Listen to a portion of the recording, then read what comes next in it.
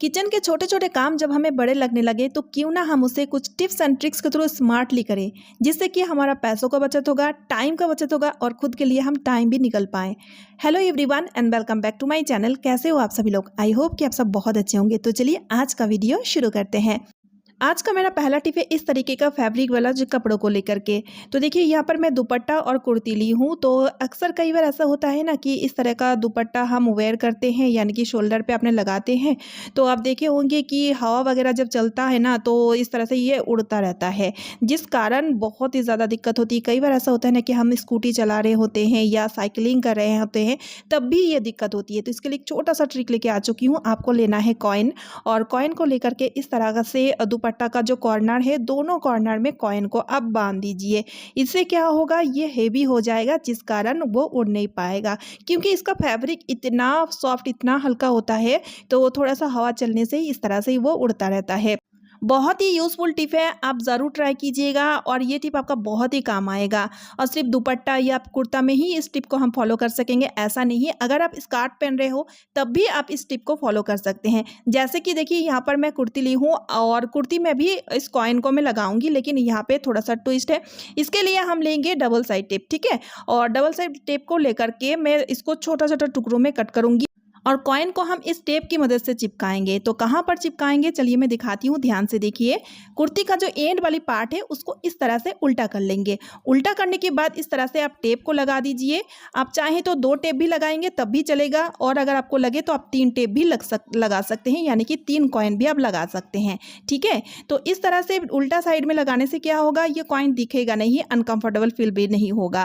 और इसी तरह से हम कॉइन को टेप में चिपका देंगे। इससे क्या होगा, कुर्ती का ये वाला जो पार्ट है ये थोड़ा सा हेवी हो जाएगा, जिस कारण हवा चलने से भी ये नहीं उड़ेगा। बहुत ही यूज़फुल टिप है और ये टिप सभी लेडीज़ों को पता होना चाहिए। हो सके तो वीडियो को ज़्यादा से ज़्यादा शेयर कर दीजिएगा, एक लाइक करके मुझे मोटिवेट कीजिएगा। तो चलिए अब देख लेते हैं अगला टिप। तो यहाँ पर मैंने लिया है तेल का बोतल। तेल जब खत्म हो जाती है तो इस बोतल को हम फेंक दिया करते हैं, लेकिन आपको दिख रहा होगा इसमें थोड़ी बहुत तेल अभी भी बचा हुआ है। अब देखिए इस तेल को निकालना काफ़ी ज़्यादा डिफिकल्ट है, हम नहीं निकाल पाते हैं, जिस कारण इस बोतल को हम फेंक दिया करते हैं। लेकिन आज मैं आपके साथ एक बहुत ही बढ़िया सा टिप शेयर करूँगी, जिससे कि ये जो बची कुची तेल है ना, इसको भी हम निकाल पाएंगे। तो इसके लिए आप ले लीजिए तवा।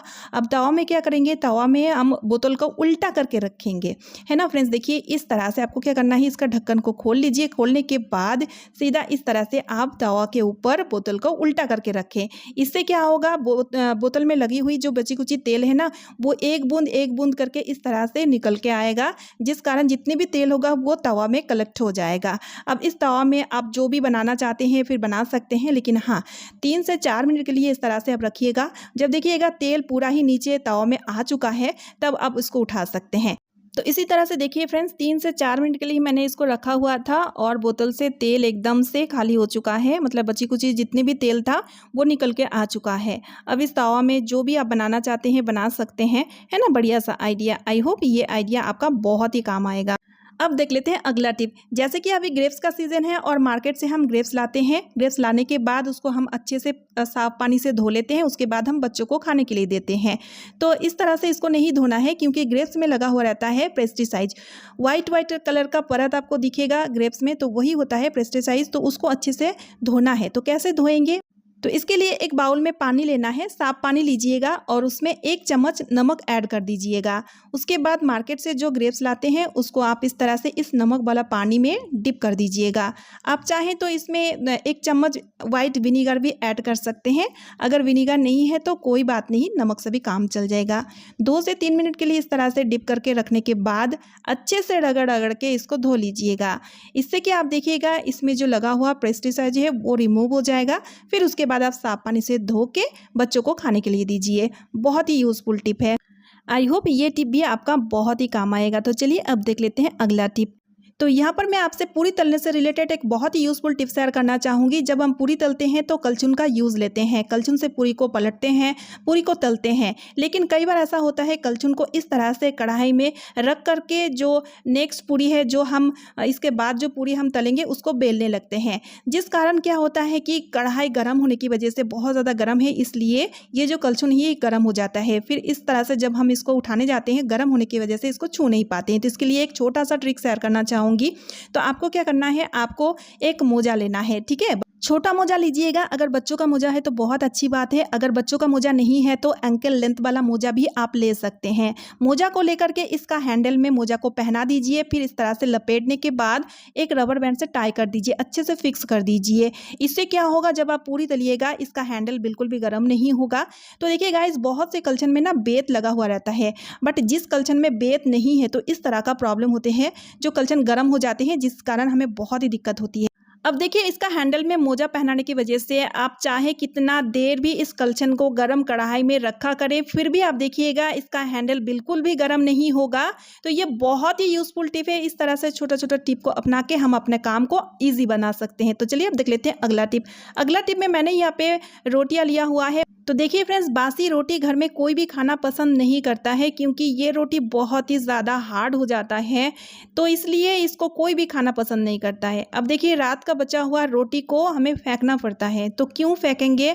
और अगर इसको हम तवा में गर्म करने जाते हैं तो आप देखे होंगे तवा में ये रोटी चपकने लगता है और सही से गर्म भी नहीं हो पाता है।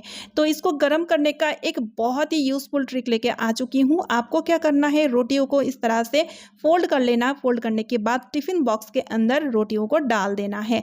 अब हम क्या करेंगे, राइस तो आप बनाते होंगे, तो राइस बनाते टाइम राइस वाला जो भगोना है उसमें इस तरह से टिफ़िन बॉक्स को आप डाल दीजिए, ढक्कन लगा दीजिए। इससे कि आप देखिएगा 2 से 3 मिनट के अंदर आपका जो रोटियां हैं वो बहुत ही अच्छी तरीके से गर्म हो जाएगा।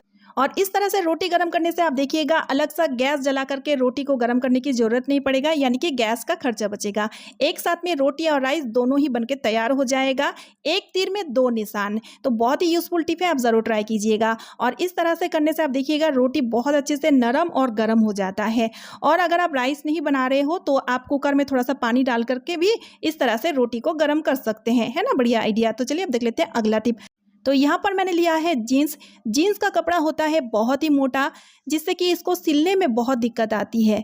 और कई बार ऐसा होता है ना, जीन्स का कमर बहुत बड़ा हो रहा है, अब इसको छोटा करना है, थोड़ा सा मोड़ना है। तो जब हम हाथ से इस तरह से इसको सिलने जाते हैं तो आप देखे होंगे कि सुई इसके अंदर नहीं जा पाती है, क्योंकि इसका कपड़ा बहुत मोटा है। और जब हम इसको ज़बरदस्ती घुसाने की कोशिश करते हैं तो कई बार तो सुई टूट जाती है। तो इस तरह का मोटा कपड़ा जब आप सिले, उससे पहले आप ये काम ज़रूर करें। तो आपको क्या करना है, नहाने वाला साबुन ले लेना है और साबुन में इस तरह से सुई को चुभा लेना है। 4 से 5 बार इस तरह से सुई को अच्छी तरीके से चुभा लीजिएगा। और जहाँ पर आप सिल रहे हैं उस जगह में इस तरह से साबुन को थोड़ा सा रगड़ भी दीजिएगा, ठीक है। दोनों साइड में इस तरह से रगड़ दीजिएगा। इससे क्या होगा, इससे फिसलन पैदा करेगा, जिस कारण आराम से सुई इसके अंदर घुस जाएगा और बहुत ही इजीली आप सिल पाओगे जीन्स को। सिर्फ जीन्स बोल के नहीं, मोटे मोटे कपड़े को अगर सिलना है तो इस ट्रिक को आप जरूर फॉलो कीजिए।